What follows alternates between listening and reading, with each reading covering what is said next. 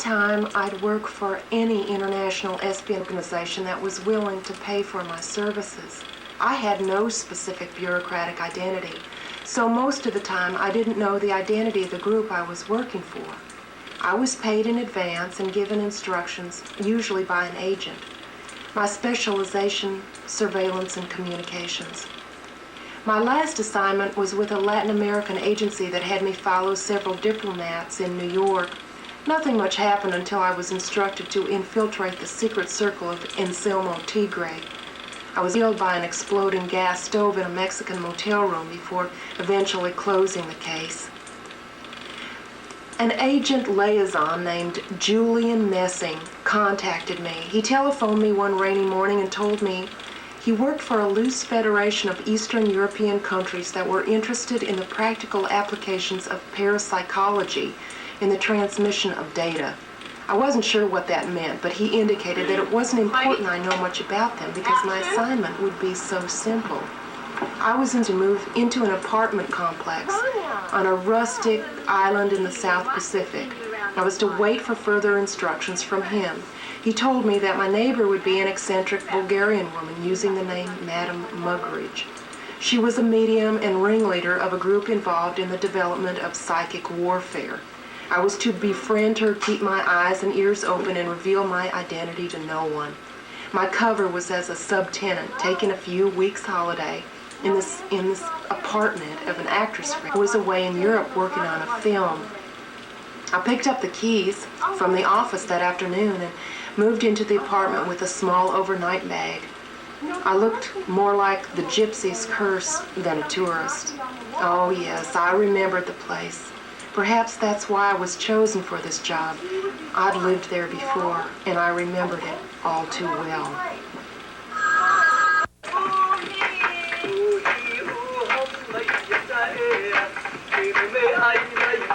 It was a bus. I was to rendezvous with Julian Messing, my contact. He briefed me again on Viktor Yurchenko and showed me photos.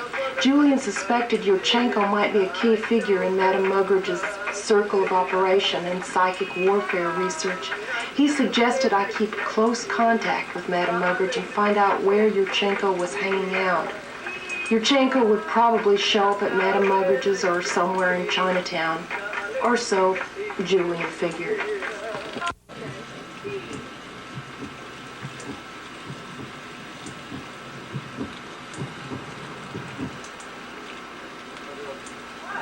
I became a spy the first time I entered into that wilderness of mirrors where the truth becomes lies and lies become truth. I was so dazzled by the reflections that it left me messed up for days. I learned to acquire secrets and discovered that I had inherited a great many as well.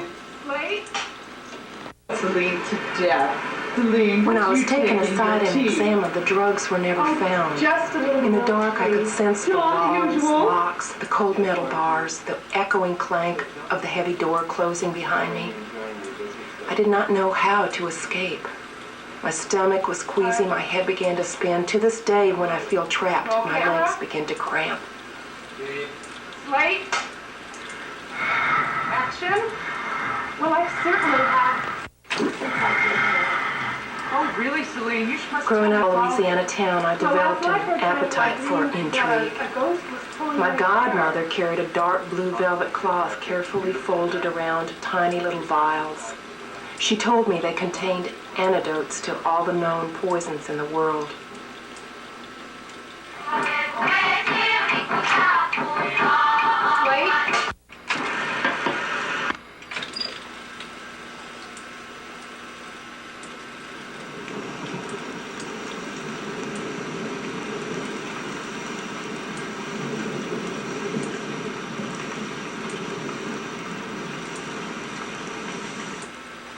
The thieves would arrive at dusk, and suddenly objects would disappear, cameras, radios, watches, even shoes. I slept with my suitcase filled with clothes under the bed. In the dream, the images of betrayal, escape, love, and death were spinning like a runaway Ferris wheel in an amusement park. I felt as if I had been lured into a dead end where passageways were being erased like chalk on a rainy sidewalk.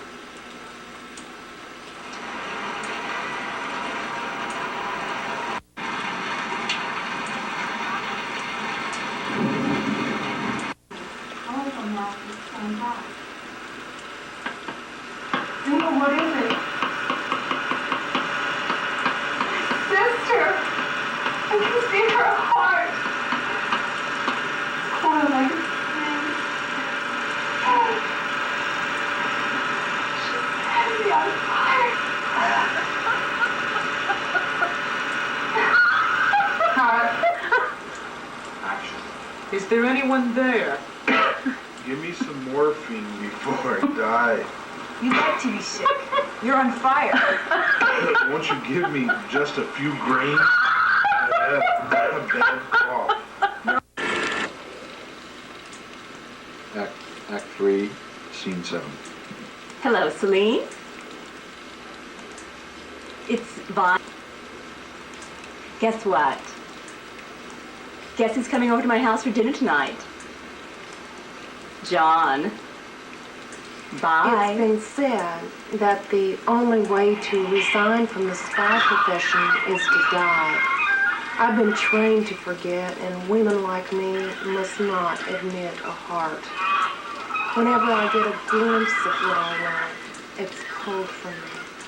He tells me everything I want to hear, and I begin to ignore the signs that I created such a magnificent facade that when I begin to dismantle it for the man I love, bit by bit, he doesn't want to see who I really am.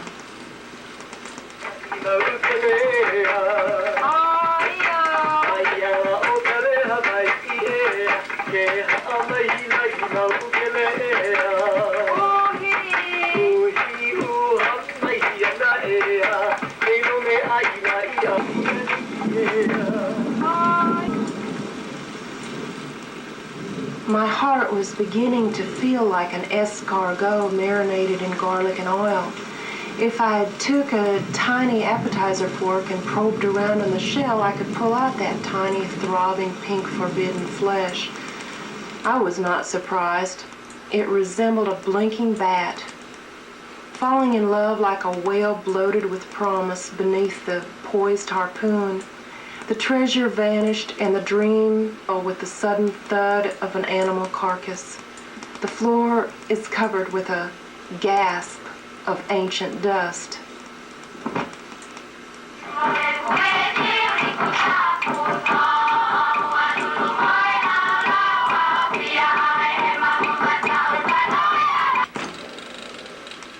The fire awoke me in the middle of the night. The hallway was choked with smoke. I had to crawl along the floor until I reached the stairs. Sirens echoed ears. I really began to care for John.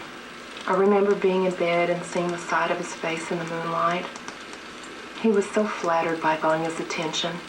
He didn't realize it was about me. Vanya just wanted whatever another woman had, just like my sister growing up. I felt like she wanted to be me and destroy me at the same time. Well, the dream left me very sad in the morning.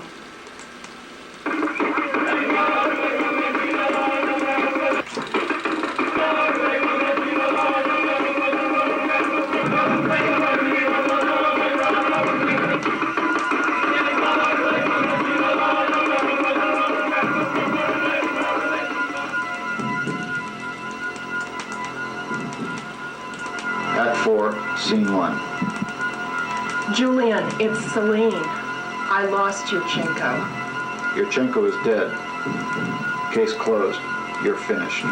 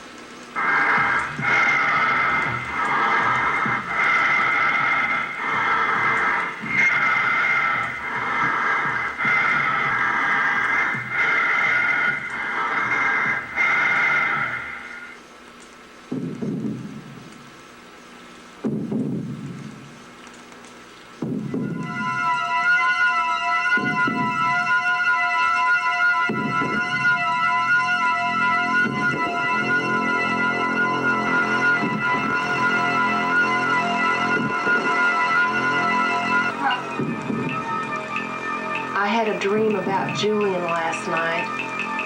I entered a room, saw Julian sitting at a desk, shaving. He looked up at me. He said, "Get out." Then he held his razor up in his hand and laughed. I said, Julian, I've had it with you and your mother. I don't know how, where, or when, but I'm going to get you someday. He and his mother, who was there, laughed and shouted their curses back at me. But a freight train was going by, and I didn't hear a bit of it. Julian said to me, give no quarter. And he meant and lived by the philosophy that you've got to cut people off before they cut you off. I've been told love is the answer. Believe in the power of love. Fall in love with people who love the lives of others as their own. Now begins the road home. There is the bridge, and this is the dawn.